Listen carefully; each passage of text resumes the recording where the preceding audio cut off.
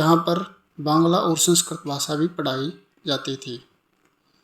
के लिए रवाना हुए और वहाँ ब्रिटेन पहुँचने पर बोस प्रवेश पाने के लिए कैम्ब्रिज यूनिवर्सिटी गए। जुलाई 1920 में बोस ने लंदन में ICS की परीक्षा दी और चौथे स्थान पर आए। लेकिन इसके बाद इन्होंने काफ़ी लेटर्स अपने भाई को लिखे और कहा कि वो ये नौकरी नहीं करना चाहते।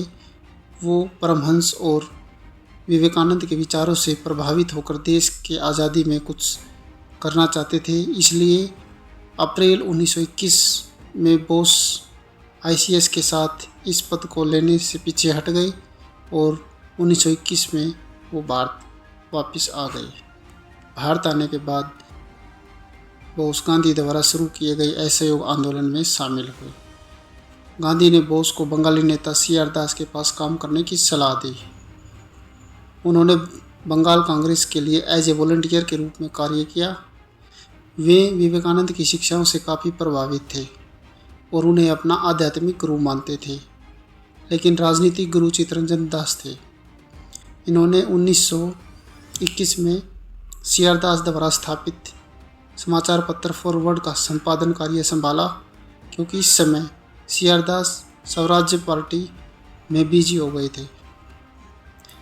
ये 1930 में अखिल भारतीय युवा कांग्रेस के अध्यक्ष चुने गए और 1925 में क्रांतिकारी आंदोलनों से उनके संबंधों के कारण अंग्रेजी सरकार ने इनको मांडले जेल भेज दिया, जहां वे TB से बीमार हो गए थे।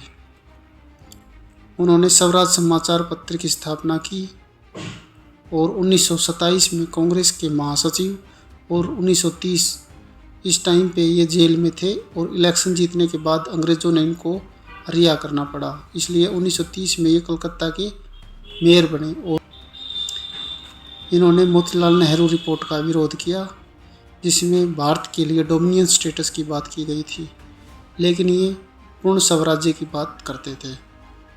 इन्होंने सविनय अवज्ञा आंदोलन के निलंबन का भी विरोध किया और 1931 में गांधी इरविन समझौते पर हस्ताक्षर करने का भी विरोध किया।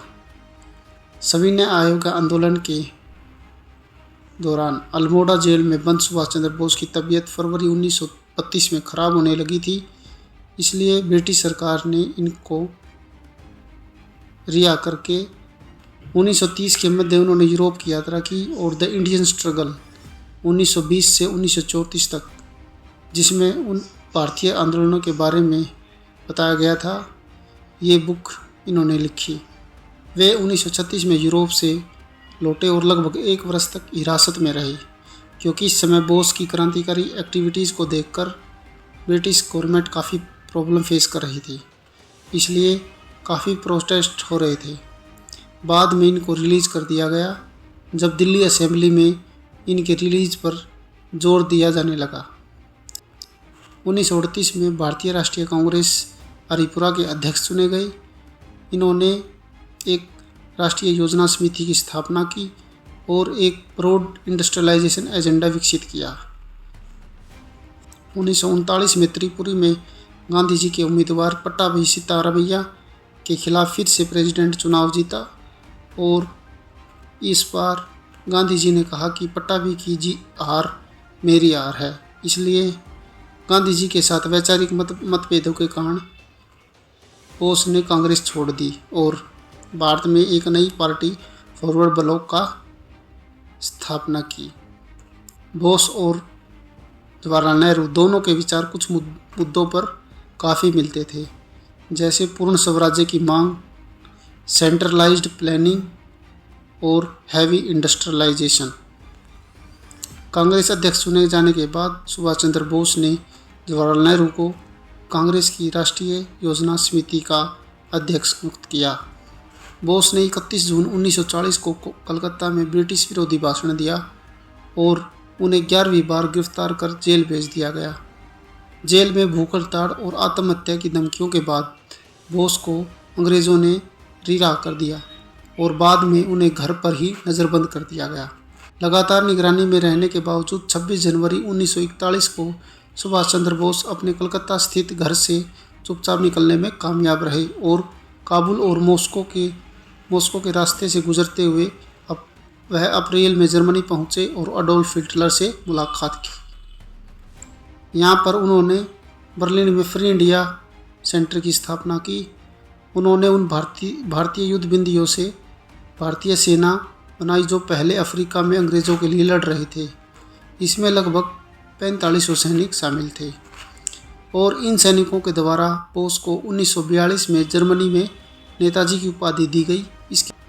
इसके बाद हिटलर ने उनको जापान जाने के लिए एक पनडुब्बी दी, जिससे सुभाष चंद्र बोस और ये सारे सैनिक 1943 में जर्मनी को छोड़ने में कामयाब रहे और जापान पहुंच गए। लेकिन इनका पनडुब्बी का सफ़र बहुत ज़्यादा मुश्किल और चुनौतीपूर्ण था, जहां उन्होंने आज़ाद हिंद सरकार का गठन किया और अंग्रेज़ों के खिलाफ युद्ध की घोषणा की।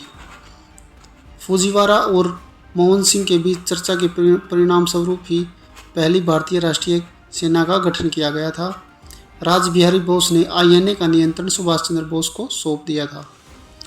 इस प्रकार लगभग 45,000 सैनिकों ने आज़ाद हिंद फौज का गठन किया और जिसमें युद्ध के भारतीय कैदी और वहां बसे भारतीय भी शामिल थे। इसमें INA की एक अलग ही महिला इकाई थी। कैप्टन लक्ष्मी स्वामीनाथन की अध्यक्षता में झांसी की रानी रेजिमेंट को एशिया में पहली वुमेन रेजिडेंट बनाया गया था। के समर्थन के दौरान INA सैनिकों द्वारा मणिपुर में मोइरांग शहर में पहली बार एक राष्ट्रीय तिरंगा फहराया गया। बोस ने सबसे प्रसिद्ध नारा दिया था, तुम मुझे खून दो मैं तुम्हें आज़ादी दूंगा, जय हिंद और भारत माता की जय। उन्होंने दिल्ली चलो का नारा दिया INA सेनाओं को प्रेरित करने के लिए।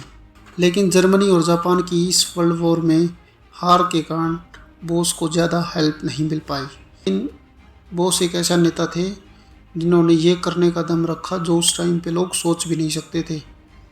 उन्होंने वर्ल्ड पावर के साथ हाथ मिलाकर देश को आज़ादी दिलाने का सपना देखा था। सुभाष चंद्र बोस की मृत्यु 18 अगस्त 1945 को ताइवान में उनके अति भारी जापानी विमान के दुर्घटनाग्रस्त होने के कारण 3rd डिग्री चलने से हुई थी। लेकिन इनकी डेथ कंट्रोवर्सी को सुलझाने के लिए काफ़ी रिपोर्ट्स व कमेटी बनाई गई, जैसे कि फिक्स रिपोर्ट 1946, शाह नवाज आयोग जिसे आमतौर पर शाह नवाज खान समिति के नाम से भी जाना जाता है, खोसला आयोग जिसका नाम GD खोसला के नाम पर रखा गया 1970, मुखर्जी आयोग 1999 ने निष्कर्ष निकाला कि उनकी मृत्यु हवाई दुर्घटना में नहीं हुई थी। उनकी जयंती 23 जनवरी को पराक्रम दिवस के रूप में बनाई जाती है। PM मोदी ने राजपथ का नाम चेंज करके कर्तव्य पथ कर दिया गया और यहाँ पर उन्होंने सुभाष चंद्र बोस की याद में एक स्टैचू भी स्थापित करवाया है। लेकिन कुछ लोगों का यह भी दावा है कि उत्तर प्रदेश में रहने वाले गुमनामी बाबा ही जिनकी डेथ 17 सितंबर 1985 को हुई, वही सुभाष चंद्र बोस जी हैं, क्योंकि यहाँ पर उनके डेथ के बाद जब इनका सामान देखा गया तो काफ़ी सामान 90% इनका